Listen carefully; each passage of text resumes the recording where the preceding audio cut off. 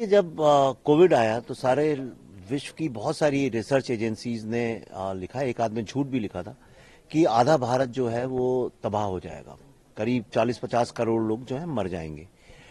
उसके बाद मैंने देखा कि बहुत सारे अपने ही देश के लोग, बड़े बड़े राजनीतिक नेता, कई सारे टॉप मीडिया के लोग, कई इंटेलेक्चुअल लोग और कई सारे राइटर्स और हिस्टोरियंस टाइप के लोग जो थे, जिनकी बातें लोग सुनते हैं, उन्होंने भी यही बोला। और ऐसी कोशिश की जा रही थी कि भारत में ज्यादा से ज्यादा लोग मर जाएं ताकि वो लीडरशिप के ऊपर उंगली उठा सकें और सत्ता परिवर्तन हो जाए भारत में, शायद इसी बहाने, क्योंकि इलेक्शन में तो लोग जीतते नहीं। वो मुझे बुरा लगा, मुझे लगा ऐसी क्राइसिस के वक्त में ऐसा नहीं करना चाहिए। और धीरे धीरे जब हमने रिसर्च करना चालू किया तो मुझे ये पता चला कि एक विधिवत तरीके से, जो हमने फिल्म में असली चीज भी दिखाई है, एकदम रियल है, एक टूल किट क्रिएट की गई और जिसमें कई लोगों को as a brand ambassador employ किया गया इंडिया में, जिसमें करोड़ों रुपए बांटे गए, जिसके थ्रू फॉरेन की जो वैक्सीन थी, मैं नाम नहीं लूंगा, आप सब जानते हैं उनको, उनको भारत में प्रमोट करके इंडिया की वैक्सीन ना बने, ये पूरा प्रयत्न किया गया। क्योंकि इंडिया की वैक्सीन बनने का मतलब ये है कि भारत आत्मनिर्भर हो जाएगा और उसके बाद इसको किसी के आगे घुटने नहीं टेकने पड़ेंगे। और भारत घुटने टेकता रहे, इस बात का बहुत प्रयत्न किया गया। भारत को एक तरह से बेचने की कोशिश की गई, भारत के इंटरेस्ट को बेचने की कोशिश गई, और उससे मेरा खून भी खौला और मुझे बहुत दिल में बहुत बुरा भी लगा। और उसी कारण हम लोगों ने डिसाइड किया कि ये कहानी बताना बहुत आवश्यक है। और कहानी बताते बताते हमको पता चला कि इस देश की महिलाएं कितनी महान हैं, उनके सेक्रीफाइस के आगे वर्ल्ड में कोई चीज नहीं है। एंड उसी को हमने शोकेस किया फिल्म।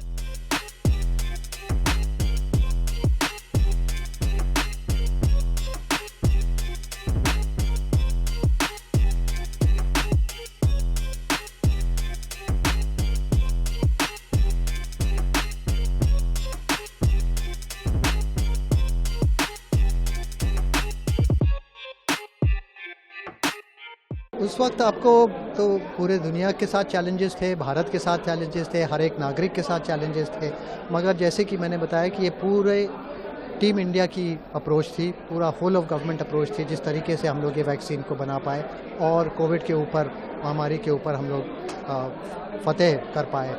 चाहे वैक्सीन हो, चाहे टेस्टिंग हो, चाहे मास्क हो, चाहे पीपीई किट हो, वो सब पूरा होल ऑफ गवर्नमेंट अप्रोच की वजह से और डायनेमिक लीडरशिप की वजह से हम लोग कर पाए।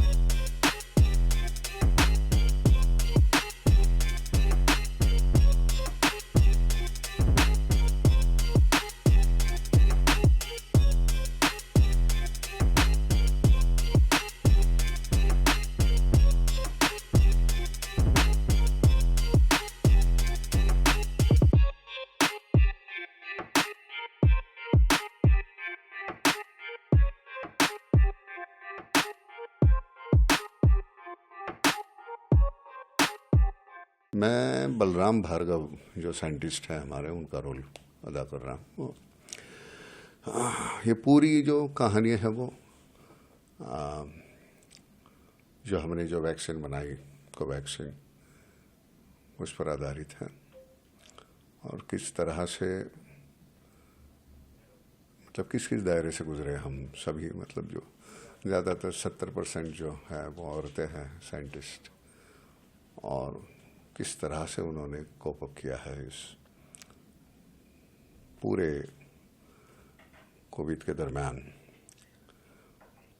सभी तो डरे हुए थे और बात ये थी कि अंधेरे में तीर मारना था, मालूम नहीं था कि किसके खिलाफ हमको लड़ना है।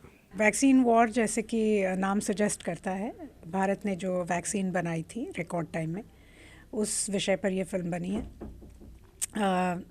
ये एक बहुत ही बड़ी कामयाबी थी हमारे वैज्ञानिकों की, क्योंकि आज तक जितने भी वैक्सीन्स हमें मिले हैं वो बाहर से मिले हैं, क्योंकि फार्मा लॉबीज़ इतनी स्ट्रॉन्ग हैं कि किसी भी देश को वो वैक्सीन सुपर पावर बनने नहीं देना चाहती। और इसके अगेंस्ट भारत ने एक लड़ाई लड़कर आत्मनिर्भर होकर किस तरह से अपनी वैक्सीन बनाई रिकॉर्ड टाइम में। और रिकॉर्ड टाइम में बनाना इसलिए ज़रूरी था क्योंकि हमारे यहाँ पे इतनी ज़्यादा तादाद में लोग रहते हैं 130-135 करोड़ लोगों की जनता है, सबको 2-2 शॉट्स लगाने थे। तो इसका डिस्ट्रीब्यूशन टाइम, इसका मैन्युफैक्चरिंग, रोलिंग आउट टाइम और फिर लोगों को वो इंजेक्शन देने का एक टाइम, इस सब को देखते हुए बहुत ही कम समय में ये वैक्सीन बनानी थी। और चूंकि लॉकडाउन हो चुका था तो सारी मशीनरी बंद थी।